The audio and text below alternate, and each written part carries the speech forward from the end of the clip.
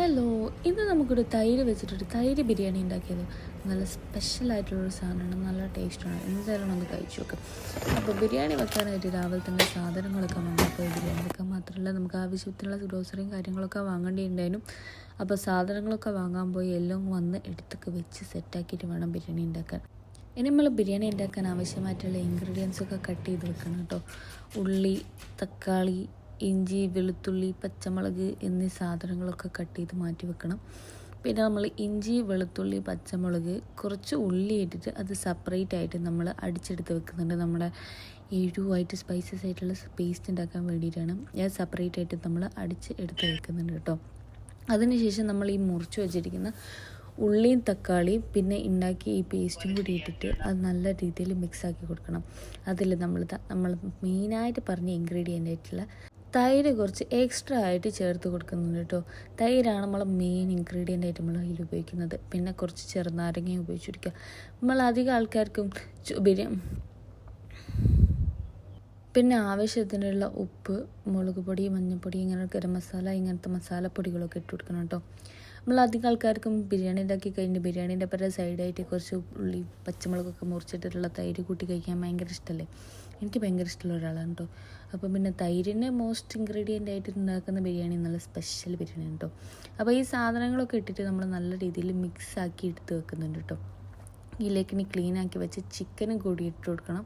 എന്നിട്ട് നമ്മളിതൊരു മാരിനേറ്റ് ചെയ്ത് സെറ്റാക്കിയിട്ട് അങ്ങോട്ട് അടച്ച് മൂടി ഒരു സൈഡിലേക്ക് വെക്കുകയാണ് ചെയ്യുക കേട്ടോ. അത് കുറച്ച് സെറ്റാകുമ്പോഴത്തേക്കും നമുക്ക് ചോറൊക്കെ ഉണ്ടാക്കിയെടുക്കാം. അപ്പം നമ്മൾ ഒരു പാൻ അവിടെ ചൂടാക്കുന്നുണ്ട്. കുറച്ച് കൊറിയാണ്ടർ ലീഫും പിന്നെ അതിലേക്ക് കുറച്ച് വെളിച്ചെണ്ണയും കൂടി ഒഴിച്ചിട്ട് നമ്മൾ സൈഡാക്കി മാറ്റി വെക്കുന്നുണ്ട്. കുറച്ച് നേരം മാറ്റി വെച്ചതിന് ശേഷം നമ്മൾ അടുപ്പത്തേക്ക് വെച്ച് ചൂടാക്കുന്നുണ്ടോ. അപ്പോൾ അപ്പോഴത്തേക്കും നമ്മുടെ അരിയൊക്കെ കഴുകിയിട്ട് അരിയിൽ വെള്ളം ഒഴിച്ച് അടുപ്പത്ത് വെച്ച് അതിൽ കുറച്ച് ഗരം മസാല പൊടി ഇട്ട് വെച്ചിട്ടുണ്ട്. പിന്നെ നമ്മൾ പട്ട കാര്യങ്ങളൊക്കെ ഇട്ടിട്ടുണ്ട്. പിന്നെ കുറച്ച് ക്യാപ്സിക്കം കൂടി ഇട്ടിട്ടുണ്ട്. ഒരു വെറൈറ്റി കിട്ടുന്ന വെച്ചിട്ടാണ്. അപ്പോൾ നമ്മുടെ മസാല അടുപ്പത്തേക്ക് വെച്ചിട്ടുണ്ട്. ചോറും വേകുന്നുണ്ട് അടുപ്പത്ത്. അപ്പോൾ രണ്ടും കൂടി ഏകദേശം ഒന്ന് സെറ്റായി വരുന്നവരെ നമുക്ക് ദമ്മാക്കാനാണ് കേട്ടോ. ചോറ് നമ്മൾ വറ്റിച്ച രീതിയിലാണ് ഉണ്ടാക്കുന്നത്, പക്ഷേ കൂടുതൽ വറ്റിക്കുന്നില്ല, ഒരു ചെറിയൊരു ഹാഫ് വേവ്.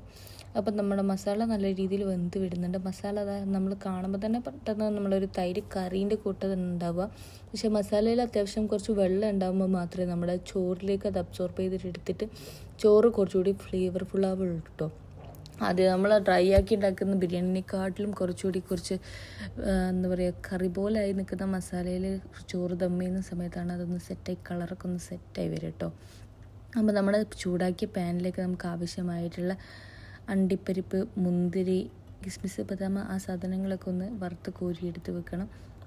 സത്യം പറഞ്ഞാൽ ഈ രണ്ട് സാധനവും എനിക്ക് ബിരിയാണിയിലിടുന്ന തീരെ ഇഷ്ടമില്ല. ബിരിയാണി തിന്നുമ്പോൾ അത് കടിക്കുന്നതും എനിക്ക് തീരെ ഇഷ്ടമില്ല. പക്ഷെ അതിൻ്റെ ഒരു ഫോർമാലിറ്റിക്ക് ഇത് ചെയ്യണമല്ലോ. പിന്നെ കുറച്ച് ഉള്ളിയും കൂടി മുരിപ്പിച്ചെടുക്കുന്നുണ്ട്. ഇതെനിക്ക് തീരെ ഇഷ്ടമില്ലാത്തൊരു സാധനമാണ്. പക്ഷേ എല്ലാം അതിൻ്റെ ഒരു പാകത്തിന് ചെയ്ത് പോയാൽ മാത്രമല്ലേ ഫൈനൽ റിസൾട്ട് കിട്ടുള്ളൂ. അപ്പോൾ നമ്മൾ ചെയ്യേണ്ട കാര്യങ്ങളൊക്കെ ചെയ്തെടുത്ത് വെക്കുക. ഓക്കെ, അപ്പോൾ അതൊക്കെ സെറ്റാക്കി വെച്ചതിന് ശേഷം നമ്മുടെ ചിക്കൻ നല്ല രീതിയിൽ വെന്ത് സെറ്റാകാൻ വേണ്ടിയിട്ടാണ് നമ്മൾ വെയിറ്റ് ചെയ്യുന്നത്. ചിക്കൻ നല്ല രീതിയിൽ വെന്ത് സെറ്റാക്കി കഴിഞ്ഞാൽ പിന്നെ നമുക്ക് നല്ല ചോറെടുത്ത് ദമ്മിടാവുന്നതാണ് കേട്ടോ. ഇതിപ്പോൾ ഓൾമോസ്റ്റ് ഒരു പാകത്തിന് വേവായി സെറ്റായി വന്നിട്ടുണ്ട് കേട്ടോ. നമ്മൾ ചോറൊക്കെ ഇവിടെ റെഡി ആയിട്ടുണ്ട്. ഇനി ഇതിപ്പോൾ ദമ്മിട്ടാൽ മതി, വേറെ ഒന്നും ചെയ്യാനില്ല, ഒക്കെ റെഡി ആയിട്ടുണ്ട് കേട്ടോ. കുറച്ച് നേരം കൂടി മൂടി വെച്ചതിന് ശേഷം നമ്മുടെ ചിക്കൻ നല്ല വെന്തു സെറ്റായി. ഇനി നമ്മൾ ദമ്മിട്ട് കൊടുക്കുക. കണ്ടോ, അത്യാവശ്യത്തിന് ഗ്രേവിയിൽ വെള്ളം ഉണ്ട് കേട്ടോ. വെള്ളം ഉള്ളതിലേക്കാണ് നമ്മൾ ചോറിട്ട് കൊടുക്കുന്നത്. അപ്പോൾ ഇനി ചോറിട്ട് നമ്മൾ ഓരോ ലെയറായിട്ട് ഗരം മസാലപ്പൊടി, വറുത്ത കോരി വെച്ച അണ്ടിപ്പരിപ്പ്, മുന്തിരി, കൊറിയണ്ടർ എന്നീ സാധനങ്ങളൊക്കെ നമ്മൾ ഫുള്ളായിട്ട് സ്പ്രെഡ് ചെയ്തിട്ടിട്ട് അതിൻ്റെ മുകളിൽ നെക്സ്റ്റ് ലെയറും കൂടി ചോറിട്ട് കൊടുക്കുക. പിന്നെ സെയിം പ്രൊസീജിയർ ഈ രീതിയിൽ നമ്മൾ ഒക്കെ സെറ്റാക്കിയതിന് ശേഷം ദമ്മിട്ട് അടുപ്പത്ത് കുറച്ച് നേരം വെക്കുക.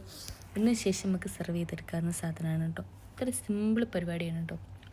ശരിക്കും നല്ല ഫ്ലേവറായിട്ടുള്ളൊരു ബിരിയാണി ചോറാണ് കേട്ടോ കിട്ടുക.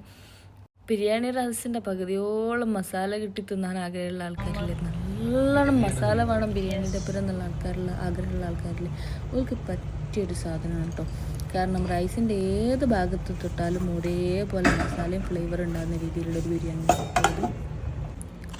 അപ്പോൾ ബിരിയാണി സെറ്റായിട്ടുണ്ട് കേട്ടോ. എല്ലാം സെറ്റായി കണ്ടു. ഓരോ സൈഡിൽ നിന്ന് കോരി വരുന്ന സമയത്ത് നിങ്ങൾ കണ്ടില്ലേ കളറ്. ആ മസാലയിലെ വെള്ളമെല്ലാം ചോറിലേക്ക് പിടിച്ചിട്ട് ചോറിന് കൂടി കുറച്ച് ഫ്ലേവറായിട്ടുള്ള രീതിയിലാണ് ബിരിയാണി ഉണ്ടാവുക. കണ്ടില്ലേ? അപ്പോൾ എന്തായാലും ഒന്ന് ട്രൈ ചെയ്ത് നോക്കുക നിങ്ങൾ. കണ്ടു. ഇനിയിപ്പോൾ സെറ്റാക്കി. ഇനി ഞങ്ങൾ ചോറ് സെപ്പറേറ്റ് ആയിട്ട് കുറച്ച് കോരി വെച്ചു, മസാല കുറച്ച് സെപ്പറേറ്റ് ആയിട്ട് കോരി വെച്ചു. കാരണം നമുക്ക് തിന്നുമ്പോൾ കുറച്ചുകൂടി എളുപ്പമായിട്ട് കിട്ടുമല്ലോ. പക്ഷേ ഇതാ രണ്ടിനും ഒരേ കളർ കണ്ടില്ലേ, ചോറിനും ഒരേ കളറാണ്, മസാലയ്ക്ക് ഒരേ കളറാണ്. ഏകദേശം മസാലേൻ്റെ എല്ലാ ഇതും ചോറിലുണ്ട്.